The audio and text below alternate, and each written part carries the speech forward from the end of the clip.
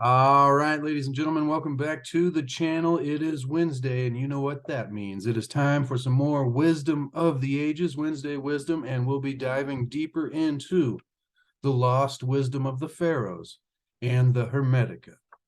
Now, previously in this series, we've been going through the history of the Hermetica, which led us up to last week's section, which was titled The Mind of God, or talking about what is God and the nature of God from this Hermetic philosophy. And so we started going deeper into the Hermetic philosophy. And we left off with a beautiful point. Thank you for being here. Thank you for everybody joining me in the premiere of this video. So great to see all of you. I appreciate and love each of you who spend time here with me in this wisdom of the ages so that we can expand our minds and in turn try to increase the quality of our life through this expanded awareness and understanding of reality and the world and place that we find ourselves in, ladies and gentlemen. So where we left off was fantastic because it said right here, it is through appreciating the awesome beauty of the cosmos and understanding the fundamental laws by which it functions that we can come to know the mind of God. And the mind of God is a philosophy that we talked about last video on this series, which was a very deep one. And it was very good. So if you missed that, be sure to go back and check out the previous video in this series, after this one, of course. But that idea, ladies and gentlemen, being able to notice all of creation as creation itself and notice the connectedness and the oneness, and then being able to appreciate the awesome beauty of that and the awesome beauty of the cosmos and understand the fundamental laws by which it functions so that we can come to create this ability that I'm always talking about, create this ability to have a higher quality of life. Now, once again, we're reading from the Hermetica, The Lost Wisdom of the Pharaohs by Timothy Freke and Peter Gandy, Tarsher Cornerstone edition for purposes of teaching and commentary and expanding the mind. So hope you got yourself a nice warm beverage or a nice cold beverage, depending what you prefer, ladies and gentlemen. It's snowing out here today, so a warm beverage for me. And our tea today says, may you create peaceful harmony as your life's purpose. Peaceful harmony. Well, we're always talking about creating this alignment and this harmony with this force. And so let's dive into our section today, ladies and gentlemen. And we're finishing up here with a little bit that was the mind of God, and then we'll go into what's titled a new version of the Hermetica. Now, it begins by saying, after what we just read there, that we can come to know this mind of God by appreciating the awesome beauty of the cosmos, and then beginning to understand the fundamental laws by which it functions. It was this vision, the book continues, quote, which fired the imaginations of the great minds of history. It inspired the birth of science by encouraging them to explore the mind of God by seeking to discover more of how the universe works. And so some great modern scientists, such as Albert Einstein and Stephen Hawking, all describe science as an attempt to understand, quote, the mind of God. The Hermetic philosophy places man at the very center of God's creation. Hermes declares that, quote, man is a marvel. With his mind, he may not only understand the universe, but even come to know God. He is not a mortal body which will live and die. He is an immortal soul which, through the experience, I'll add, of this mortal body, going back to what the book's saying here, through the experience of a spiritual rebirth, may become a God. And so that's the overarching philosophy here, at least an introductory version of it, to the philosophy of Hermetics. And so, ladies and gentlemen, let's dive right into here the section titled A New Version of the Hermetica. It says here, and it's important for us to remember as we're going through this, quote, "A book of this size cannot contain all the Hermetic teachings. It can, however, give an inspirational and intriguing taste of their core doctrines." And I'll add some of the history and the importance and power of this great occult and esoteric wisdom tradition, mystery wisdom tradition of the ages, ladies and gentlemen. And that's why we've been doing this, is to offer and give an inspirational and intriguing taste and introduction to not only the history of the Hermetics, but its philosophy and how it can help us to increase the quality of our lives by understanding, like it said just a minute ago, the fundamental laws of reality and how it functions and the nature of our reality and a deeper and greater awareness. And so let's dive right into that. The main surviving philosophical Hermetic texts are 18 books known as the Corpus Hermeticum. In parentheses here, it says 17 survive. One of the books is missing. If you know Roman numerals, it is book XV. The Asclepius, the Stobaeus, and various fragments. Interesting. So these are more of the books. The Hermetic texts are the 18 books known as the Corpus Hermeticum, the Asclepius, and the Stobaeus, and various fragments. So I need to get the Asclepius and Stobaeus. Woo, we're going down, ladies and gentlemen. Gotta get a new chair. Apparently, that's always funny, though. See? We'll see if it stays there now. But these works are dense. And that's why I chose to begin here, and why we began here, because this is less dense. This is more of an introductory and more of a, a taste, I guess. I like how the authors put it that way, of this great wisdom, ladies and gentlemen.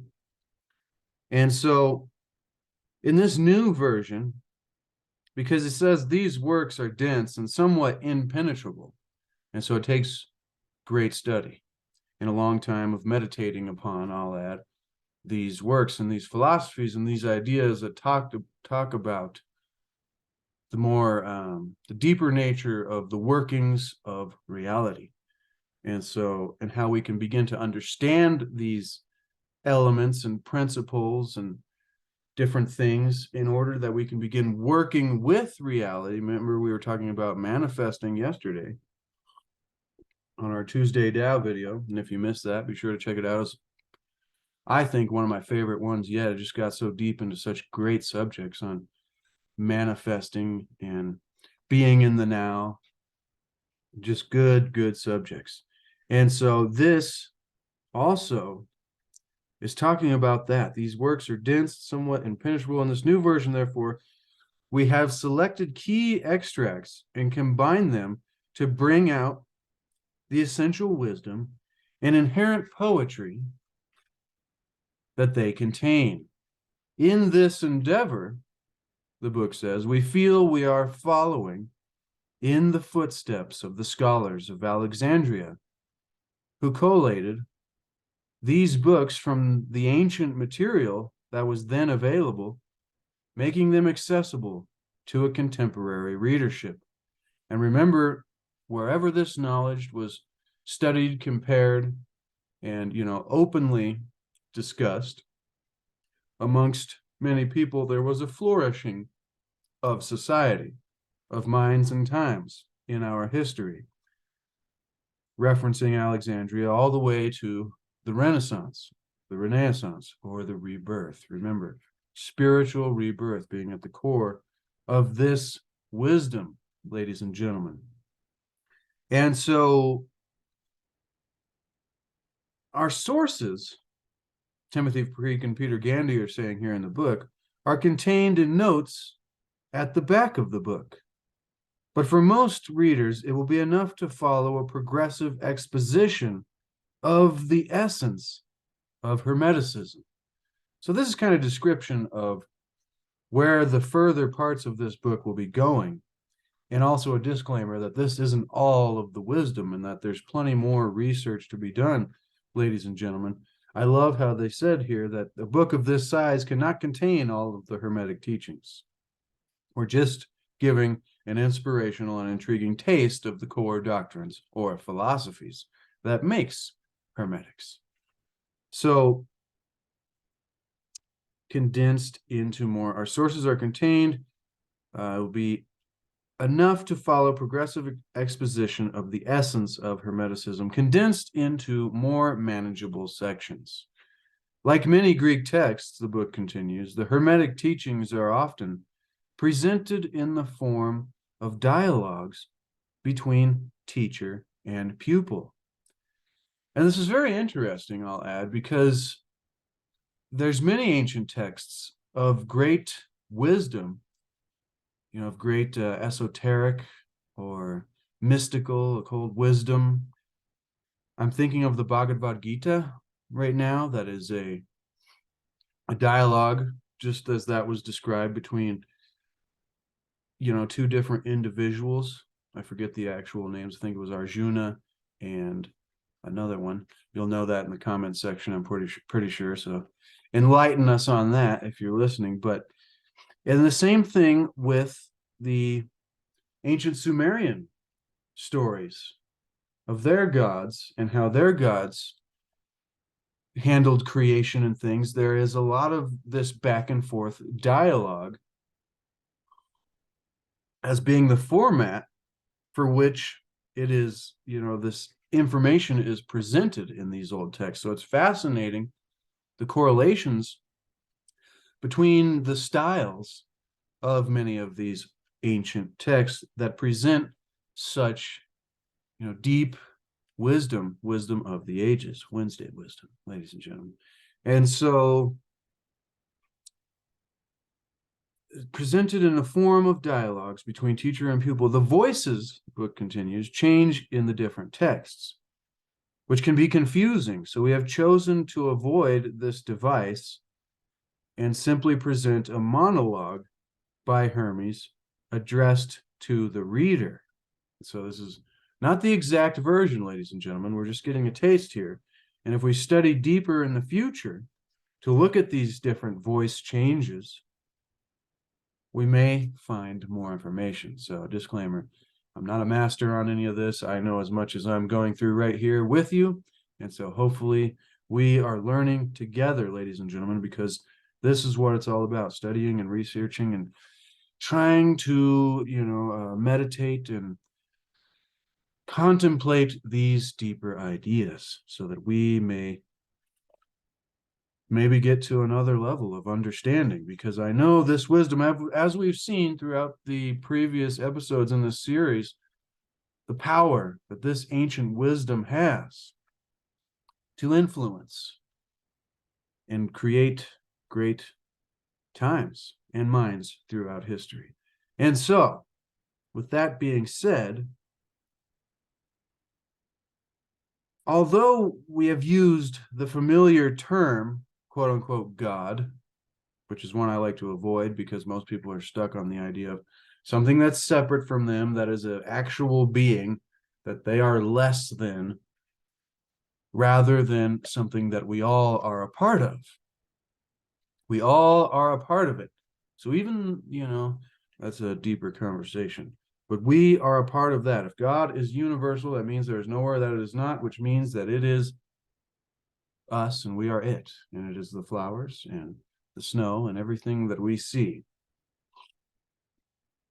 That's why it's confusing for us here in the duality, down in the physical, distinguishing what Lao Tzu calls the 10,000 things, all the things that we put labels and statuses on, as not being the oneness, But so back to what the book is saying here. Although we have used the familiar term God, quote unquote, in the explanatory notes which accompany each chapter, we have avoided this term in the text itself, period. I'll add, because it wasn't exactly what they meant. You have to really have a deeper understanding, which is what we went into last video on this series. What is God and the nature of God and this great mind that we are a part of. And so we have avoided the term in the text itself. Instead, we have used Atum, one of the ancient Egyptian names for the supreme one God. So it's very interesting to notice here, and this was talked about in one of the interviews Rex did recently, is it's very tricky when dealing with these ancient, theologies, because they had many gods, but then they also had the idea of this one supreme God above all other things. And so I think this is the idea of giving honor and, respect to the lower gods that make up the facets of all of, what we experience here in the physical world, and the different characteristics. Like you can think of how different gods and different ancient traditions had different aspects relating to different parts of nature and reality. And so I find that fascinating as well. But one of the ancient Egyptian names for the one supreme God, or the supreme one God, was Atum. And so that word Atum, I love it for some reason, because it's, it reminds me of Om, Ah, Ra, Amun, and all the correlations between these words. And it gives you a sense of the power of these words, Atum. We felt that using this unfamiliar Egyptian name would allow the reader the opportunity to build up their own conceptual picture of what Hermes means by the term, free of any associations they may have already with the word God, which is why I try to avoid using the word God so often in these, the Wisdom of the Ages series, and now Wednesday Wisdom, the Hermetics, and the Wisdom of the Pharaohs, and as well as the Tuesday Tao series, because once you come to know this, this new understanding of this all-encompassing force, there is a different, you feel much better than being disconnected from something that you have to, strive to live up to, rather than knowing that you are it and you have all the power you need. You are divine and you are empowered to create whatever it is you want to create in your reality. And so that's why I'm so fascinated with this creation ability, that if we can begin to align ourselves with this force, with this Atum, or the great mind, or great spirit, the Tao, the way, nature, harmony, whatever it be, ladies and gentlemen, Atum, we can begin to experience a higher quality of life. And that's why we're here. It is a daunting task, the book continues, to present a new version of any work that is written in a foreign language, which is why Hermes himself said that his teachings will become more obscure in time. We'll get to that in just a sec. So it is a daunting task to present and understand, and for us to translate, understand, and research and get the true meanings of these ancient texts that were written in ancient languages, and they use a distinct and unique conceptual vocabulary. Approaching a text which is also of extreme antiquity and has already been through the hands of numbers of translators is doubly difficult. In book XVI of the Corpus Hermeticum, Hermes writes this, relating to what was just said about approaching these texts of ancient languages that have been translated that come from a different vocabulary. And this is a great, great teaching from Hermes here. He says, my teachings will seem more obscure in times to come when they are translated from our Egyptian mother tongue into that of the Greeks. Translation will distort much of their meaning expressed in our native language. The teachings are clear and simple, for the very sound of an Egyptian word resonates with the thing signified by it. So I remember receiving information through frequencies and resonation, the idea that, oh, that resonates with me. All possible measures should be taken to prevent these holy secrets being corrupted by translation into Greek, which is an arrogant, feeble, showy language, unable to contain the cogent force of my words. The Greek language lacks the power to convince, and Greek philosophy is nothing but noisy chatter. Our Egyptian speech is more than talk. Its utterances are replete with power. And so that just there is a deep, deep subject to, really think about, and how words have power. Like, we're all doing magic all the time with the power of the words that we say, thinking of spelling, and words as spells, even in the simplest form. So when you can think about it when somebody walks into a room and they're cursing. Think about that description. When they're cursing, F this, SOB and MF, and when people come into a room doing that, there's a visceral energy that you feel. And when people come into a room laughing and smiling and saying positive things, there's another kind of energy that you feel that is very different. And this is the magic and the power of our words. And so you can only imagine, as we go back through time to the time before where I think this ancient wisdom came from, which was the previous golden age, or Atlantis after that, and then the fall of Atlantis to the ancient, maybe Babylonian or Sumerian, and to the Egyptians. There used to be a language and a way of speech that used the power of this creative ability, this inherent ability that we have given to us. And so you can see here, I think that Hermes was talking about how, as in times to come, things may be distorted. And so, as he said before, there will come a time in the future when, he said here, wise words, although written by my decaying hand, remain imperishable through time, imbued with the medicine of immortality by the All-Master. Be unseen and undiscovered by all those who will come and go, wandering the wastelands of life. Be hidden until an older heaven, the next age, or the beginning of the next golden age, possibly, births human beings who are worthy of your wisdom. And so, having sounded this prayer over the works of his hands, Hermes was received into the sanctuary of eternity. And so now, looking at what he was saying here, that in times to come, when these translations are translated from Egyptian into Greek, these translations will distort much of their meaning because of the power of the words used in the language. Most importantly, for the very sound of an Egyptian word, the sound resonates with the thing signified by it.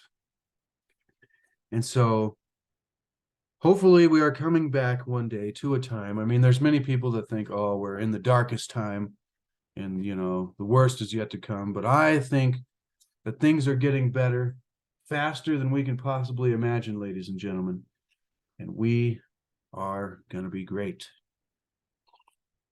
And if we truly can create our reality, and if our thoughts do expand to create our reality, then what do we want to focus on? Oh, it's, we're going to have the worst catastrophes possible coming soon, or we are creating a new golden age through our study and our research and our practices and our behavior and the way we conduct ourselves in the world with a greater awareness, a higher level of consciousness. And if you know anything about the levels of consciousness in David Hawkins' research, it's easy to look back through history and see how the levels of consciousness have risen very naturally in human beings.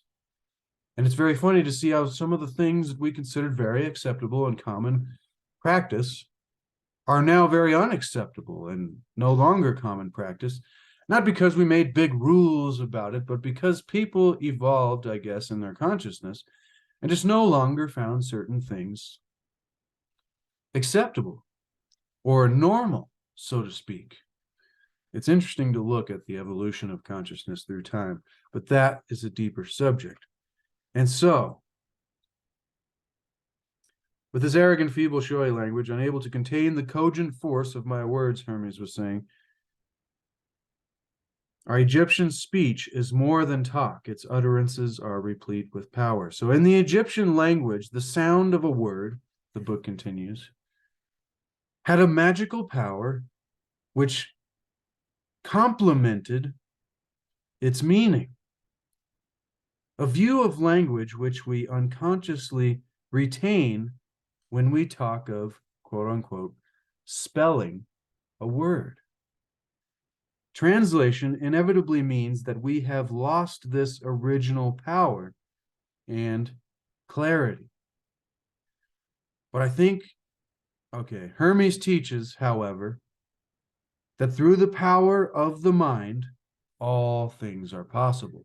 So even though, I'll add, we may have lost this original power and clarity, if we are able to align ourselves using the mind, connecting to the higher mind, or Atum, as it's described, we can begin to pick up on the resonation.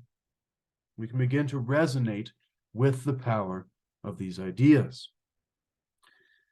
And so translation inevitably, I'm going to say this again because it's important, means that we have lost this original power. But Hermes teaches, however, that through the power of the mind, all things are possible.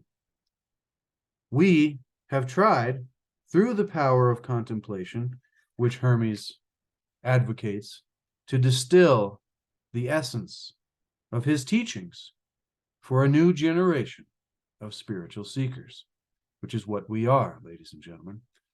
We are maybe the fourth essence or the fifth essence or whatever it be, a new generation of spiritual seekers. And so we must begin to do the same thing for ourselves through this power of the mind, the Akasha principle, which is an important principle in the Hermetic philosophy, through our connection to the force, Atum, the Tao, the way, we must begin to distill the essence of these teachings for ourselves, and through the power of contemplation, resonate and understand with maybe their deeper meaning. Although human culture, the book continues, has changed beyond recognition from the times of the ancient Egyptians, the essential mysteries of life have remained what they have always been and will always be. And so that's part of the reason that I'm researching this and trying to understand this, because for me, it just started with, a lot of what we were talking about yesterday on the Tuesday Tao video is like, what really is God, and how am I connected to that? And what is my role here in this, temporary physical experience as a spiritual being, trying to, level up the soul, so to speak, using video game terms, but it's so silly to put it that way. Maybe to increase, even that's a hard thing to explain. It's like, how do you describe the school that we may be in here How do you describe the evolution of our spirit or of our soul and the growth of that? Because we would just use human terms to describe that, which are very egotistical and not very spiritual terms. So keeping that in mind, but the essential mysteries of life have remained what they have always been and always will be. So let's keep trying to figure out the essential mysteries of life, ladies and gentlemen. The greatest questions. So continuing with what the book says here, for those alive to these mysteries, the writings of Hermes are as relevant today as they were in the distant past. And this is what I find so powerful. This is why I'm doing the wisdom of the ages and the wisdom of the Tao. And we're going to be going into the Bhagavad Gita in the future and the Hermetics and all of this ancient wisdom traditions, is because they contain, I believe, the answers to those essential mysteries of life that have always remained what they have always been and will always be. And so for those of us who are here today, and give yourself a pat on the back, because we are part of the 0. Well, maybe it's bigger than that. I think it used to be 0.1% of people, but maybe we're a part of the 1% now, ladies and gentlemen. So if you're here, then thank you for being here, seeking after truth and enlightenment and trying to create a higher quality of life for not only ourselves, but for those around us. And so for us who are here alive to these mysteries of the ancients, the wisdom of the ages, ladies and gentlemen, the writings of Hermes and of Lao Tzu and of many other ancient mystical teachers are as relevant to us today as they were in the distant past. We hope this new version, Timothy Freke and Peter Gandy says, captures as much as possible of the Hermetic vision, playing some small part in restoring to this ancient wisdom the respect that it is due. Boom, ladies and gentlemen. I don't think we should end it there because that was very short.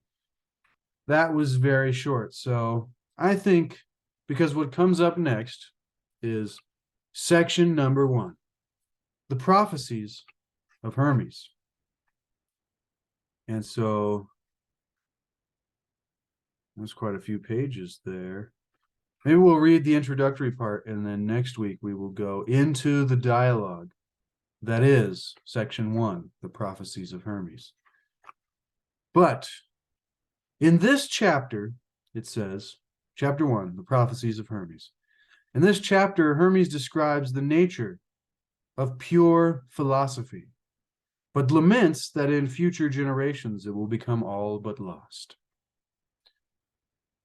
The book says here, the philosophy that Hermes teaches is not just a clever intellectual exercise.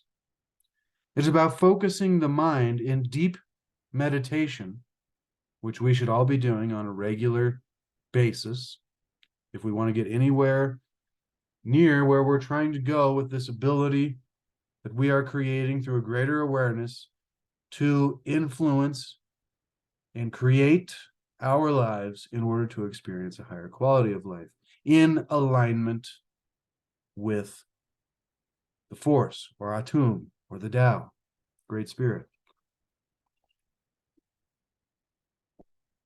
And so this is about focusing the mind, which is the number 1 step.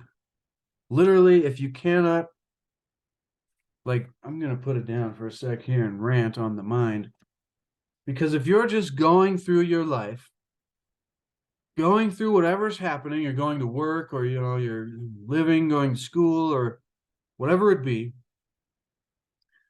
and you are never taught this ability, first of all, just basics, that you have the ability to control your thoughts. People that have never heard that before, I believe, would go, what? I can't control my thoughts. They just pop in. This is what Wayne Dyer called the pop-in theory. He's like, no, I'm not in any control of my thoughts. They're just popping in all the time. And that's me. And I judge whatever that is that's popping in all the time. and I go off that.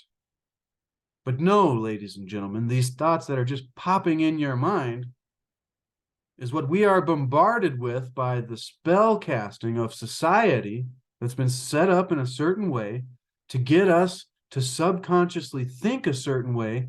And then through this creative power that we're learning about, how what you focus on becomes what you act upon, and then becomes what is your life, and what direction you choose to go and what path you choose to take, which builds up the things that end up being your life. And so if we know what we think about expands, then we realize, oh, wait a minute, I've been influenced and indoctrinated my entire life because we came into reality at this certain time where society is controlled by a certain select few that have created a structure that indoctrinate us and keep us, let's just say, not enlightened, or in a state of darkness. They keep us in the dark, in the shadow, using the metaphor of enlightened and being in the light, and shining a light on the knowledge so that you can see it and then have a new awareness, a new understanding. But instead, they take that light away and keep it for the select few that only are supposed to know the true history and the true reality and the true nature of, reality and humanity in our past. And they keep that all hidden away from us. But if we were to begin to make this knowledge, like it said in the history of the Hermetica, more accessible and widely discussed and compared and practiced, and open for debate, rather than squashed down, oh, this is just ancient, these are just tales and myths and things that are not real. Like once you begin to discover some of the truths about reality, like when we discovered earlier in the series that Queen Elizabeth I had magical astrologers and magicians, hermeticists, all in her court, using them to help her. At the same time, all of those things practiced by a common citizen would have probably got you put to death for being some kind of, crazy person, whatever the name at the time then was. They called them pagans and all kinds of different things. But as you begin to see that all of the things that we were taught in this society that are not real, like magic, are real, then you begin to come to a new awareness. And you begin to understand that, wait a minute, all the things that I thought were silly Hollywood video game things or just stories or myths may have a lot more power. And so this is what we were just talking about a second ago when I was talking about having the ability to look at these ancient things and get, those of us who are alive to these mysteries, using the power of our mind, which is our ultimate power, which is what this rant is about, can access these things that we are indoctrinated in society to believe are fake and don't exist, and we have no power, and there's nothing we can do. Because the way we're indoctrinated in Christianity or many other religions, which is where I started when I was a young, person coming up in the world, is that you are separate from God and you have this thing called sin.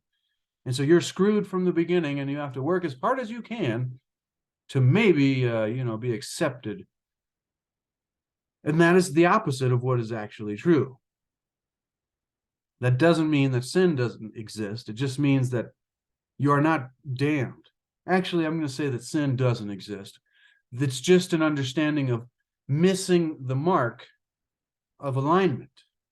So those of us who are out here doing things that are not Tao-centered or in alignment with Atum, Great Spirit, whatever that be for you, the Tao, then we are missing the mark. And we can begin to adjust our course through a greater awareness to begin to align to be on the mark and on the path, which is what we're meant to be. And when we're missing the mark all the time, we begin to experience more struggles. And so it's a new understanding. But back to what I was simply saying in the beginning of this rant, which is if people would simply be taught, rather than indoctrinated into the opposite idea that, we have no control over our thoughts, if we were taught that our thoughts are something that is our power, and it is our gift, and it is our ability to mold and create and shape and direct our lives and the world around us, then great change would be possible. So step one is the schooling of the mind and beginning to be able to control your thoughts through practice. But if you've never practiced, then it is very difficult. And so there's many exercises that can be done, but meditation is the simplest and best starting place. Like I've used this example before. If you look at the cup and then close your eyes, how long can you imagine and focus on the cup before the rest of your thoughts come popping in like a train? The tracks are going by, and all the different cars or all the different thoughts that pop up in your mind from your life and all the subconscious things that are going on. See, our subconscious gets programmed by what we consciously do. So if we do things in repetition over time, especially from a young age, so society's got it set up to where we do things over time and subconsciously, we're just doers, human doings, not human beings. We're not being here now and noticing and having an awareness and beginning to choose how it is we see what we look at. Yesterday, we talked all about this. Change your thoughts, change your life. And when you can begin to have the ability to control and change your thoughts, you can begin to tap into the magical power of these ancient, spiritual, esoteric, occult wisdom traditions. And you can begin to change your life. But it begins, number one, it is about focusing the mind in deep meditation on Atum, an ancient Egyptian name for God. Such pure philosophy is about rising above mere opinions, which is where we're so stuck in modern times, is, this is the way I think it should be, and this is my opinion, and his opinion differs from mine, so he can't be correct. And we're stuck in duality, ladies and gentlemen. We have to see from a new awareness that there is polarities that are connected in a oneness. And so, like the book is saying here, such pure philosophy is about rising above mere opinions to experience directly the Tao, the Great Spirit, the mind of God, the mind of the universe, grand organized design, God, using the God-given gift of our own little minds, which is a microcosm of the macro great mind or great spirit or the force. Using this gift, which makes us so unique here, is our ability to not only experience consciously the physical reality, but at the same time mentally be able to connect with the spiritual reality. So it's this unique ability that we have here to do both things, experience while at the same time connect to our source. And so using this gift of our mind, of our own little minds, we can come to know the big mind, quote unquote, that creates and maintains all of reality. It says here in the book, the cosmos in beautiful order, grand organized design.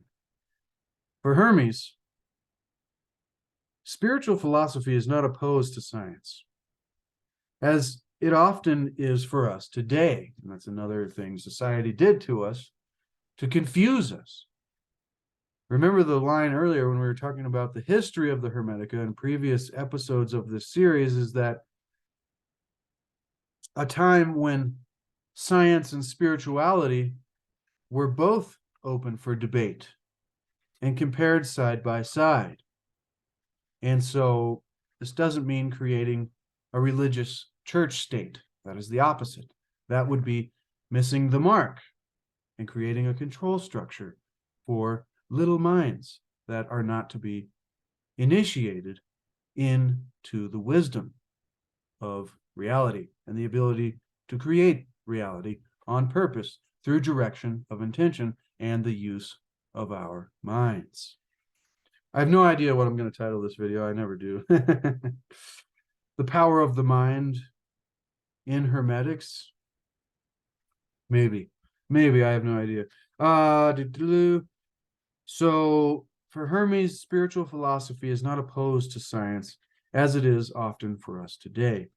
The student of spiritual philosophy studies science as a form of devotion to the force, the universe. Because remember what it said, through understanding the secrets of the natural world,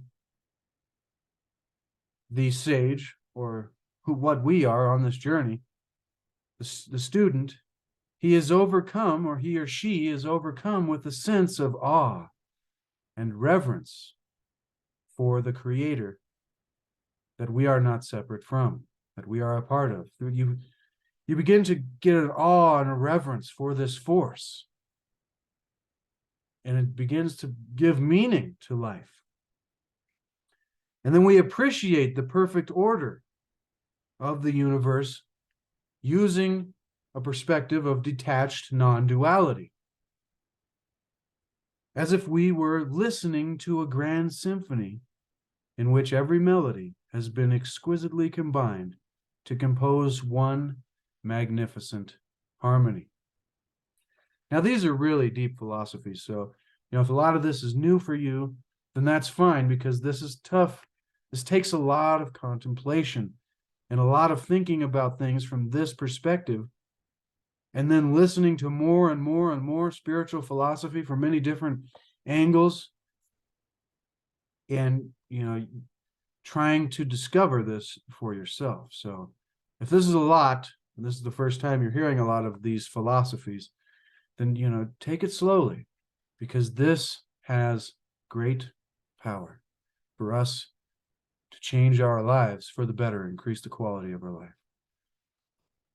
And so if you're getting value, smash the like button and share this with somebody who is like-minded, because I know people can get value out of this.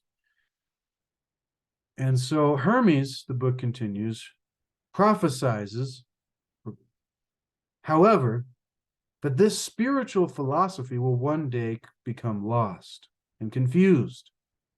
Speaking from our distant past, he uncannily describes the predicament we find ourselves in today. Pure philosophy has been replaced by the teachings of clever intellectuals, I'll add compartmentalized and controlled by structures of hierarchies, for a reason, to keep us in the dark and out of the light. And these clever intellectuals, these groups, the Smithsonian and whatever, that have controlled the discoveries of great ancient things for a long time, keeping us from knowing the true knowledge and the true history of our past.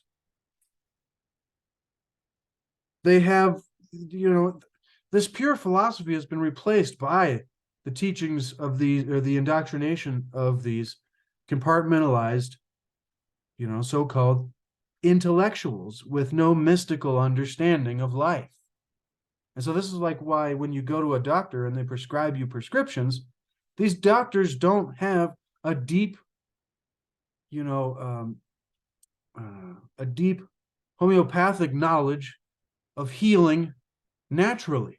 So they're not going to give you 55 recommendations of, you should eat these herbs and you should, do this kind of practice or do these kind of things that none of them include pharmaceutical drugs. And this will help you as well as, what it is that we're giving you to stop the immediate symptoms.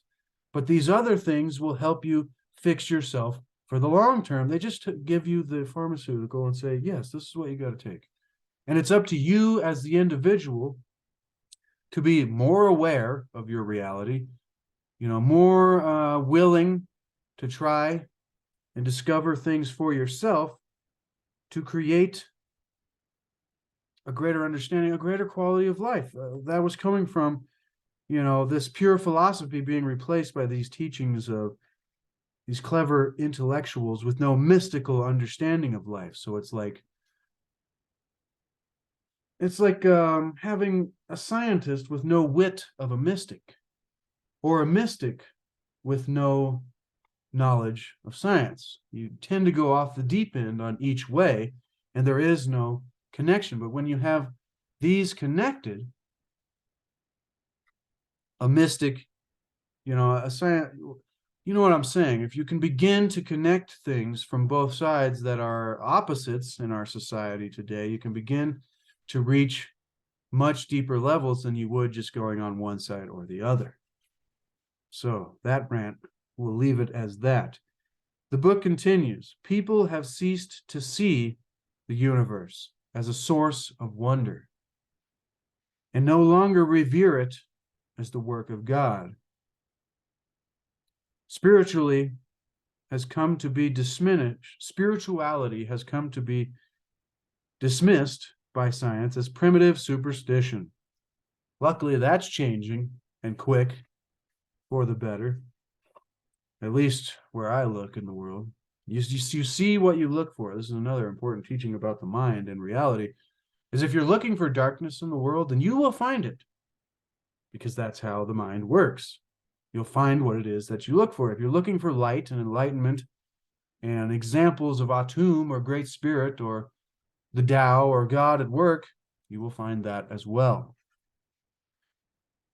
And so if we begin to see the universe as a source of wonder and revere it as a work of something grand and divine, an energy force that we are connected to and a part of that is beyond just this physical reality, it can change a lot. Spirituality, we read this line already, but spirituality has come to be dismissed by science as primitive superstition. The profound wisdom, which is what we're doing here, wisdom of the ages, ladies and gentlemen.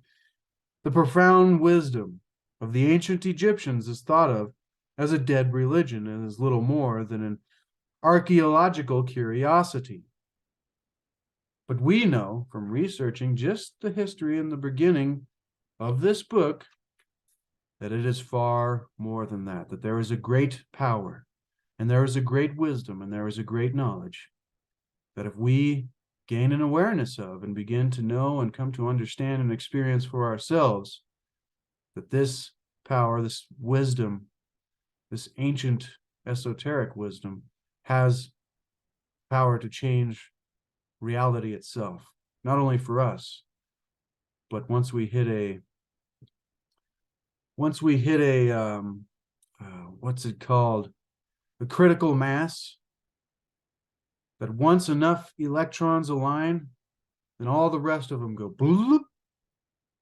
The 100th monkey idea, but hopefully we can get there, ladies and gentlemen, because this profound wisdom of the ancient Egyptians that is taught to us and thought to be a dead religion and is little more than archaeological curiosity, Hermes foretells that Egypt, once the home of spirituality, will become a desolate place, deserted by the gods. Play on words there, deserted by the gods, and it's a desert now. But it's interesting to look at history and see the changes of climate in different areas and see how that may also affect the flourishing and demise of civilizations. And so that also related. Now, we'll finish up here with this bit. Out of compassion for future generations, Hermes writes his wisdom in books and orders them to be hidden, like a time capsule of truth.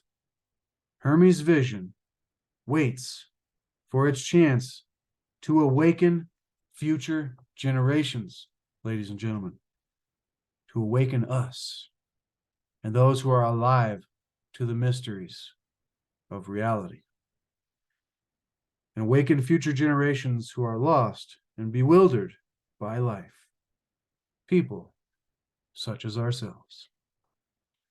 Boom, ladies and gentlemen, that is a boom to the wisdom of the ages, a boom to the wisdom of Hermes and the wisdom of the lost wisdom of the Pharaohs. Fascinating, ladies and gentlemen. And then next week, we will begin reading the section that is the teachings of Hermes, the prophecies of Hermes, which is 1, 2, 3, 4, 5, 6 pages of this dialogue that I was describing earlier in this chapter. 6 pages of this dialogue of Hermes speaking to a student. And then the next one after that is the initiation of Hermes. Fascinating, ladies and gentlemen. Fascinating. And it gets even deeper into this ancient, mystical, powerful philosophy. This ancient wisdom of the ages. Boom, ladies and gentlemen, that's a boom to knowledge, a boom to wisdom, and a boom to us continuing to try to seek out enlightenment and change our lives. Now, enlightenment has gotten to be very fluffy on the internet. You know, there's 1,000 different people coming up with different meanings of enlightenment, but to me, it is just simply creating a greater awareness or shining a light on the hidden information that has been kept from us for so long, that has the power, or this wisdom that has the power to change our lives and the lives of those around us in the world for the better. And so hopefully that's what we can do and what we can continue to do here on this channel, ladies and gentlemen, in each of our own lives, by beginning to practice controlling our minds. Because the emotions and the things that we get so riled up with here in the physical world, which is just part of it, so don't judge yourself if you're having negative emotions, because that is part of the balance of these polarities. You know, it is necessary to have this up and down to create a balance and a harmony, but that's a deeper subject in its own to understand. So remember, ladies and gentlemen, seek to achieve and maintain happiness through enlightenment. Seek to discover the hidden wisdom of the ages and the mysteries of our reality. And remember that there is no way to happiness. Happiness is the way. And that means it is the process that we bring to life rather than the thing that we are always striving for. Because if we're always striving and never arriving, then that's all we'll know how to do. And so we need to stop striving and begin bringing happiness to life and begin arriving, so that when we get to where it is we're trying to go, we won't just keep striving for a next thing. We'll actually be able to be there and enjoy it and enjoy the process. And that is also a key to manifesting. And so make happiness the way, because the things that we have been telling ourselves, oh, I'll be happy when I get there, become irrelevant because we're already there. And then the entire journey is wonderful, hopefully, ladies and gentlemen. Thank you so much for being here and spending time with me and Timothy Freke and Peter Gandy and Hermes Trismegistus and the wisdom of the Pharaohs, and also spending time with me and Dr. Wayne W. Dyer and Lao Tzu on Tuesdays doing the wisdom of the Tao.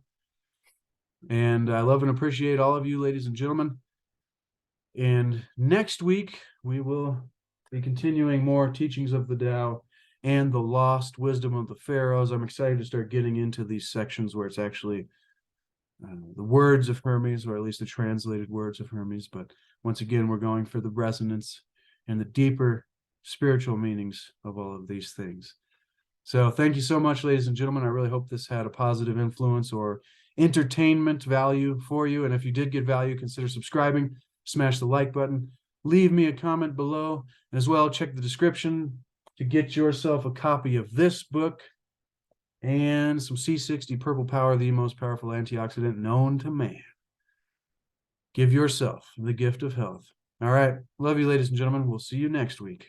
And until then, be the change that you want to see in the world. Be the example that you want people to see. All right. Love you. No, no, no, no.